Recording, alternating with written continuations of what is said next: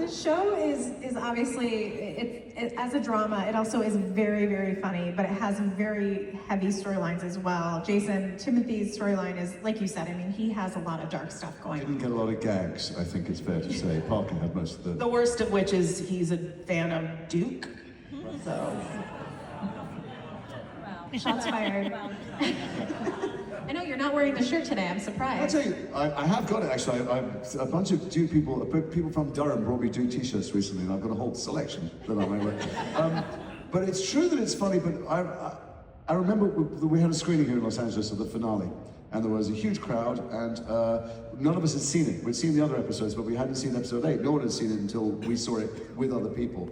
And I remember vividly the scene where Sarah Catherine finally, she's waited 8 episodes really to act this so beautifully. She did it, where she confesses crying, I actually really want Egyptian cotton and I want organic food, and she did it fabulously. And she and Parker were sitting there, and I remember as Timothy feeling heartbroken, being crushed that I knew that I was going to have to kill her, because because that's the best thing to do for these children and my wife, who were going to face this terrible fall from grace.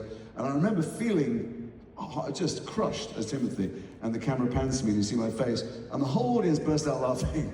And I thought, you bastards, you heartless fuckers. And it was in that moment, and not that I need a reminding, but just quite how brilliant Mike's writing is, and on how many levels it works on, because I was very upset, but that was hilarious for the people watching it. Of course, as one of the people that were in that crowd that burst out laughing, I mean, it was very funny. The way that Mike did it was very, very funny.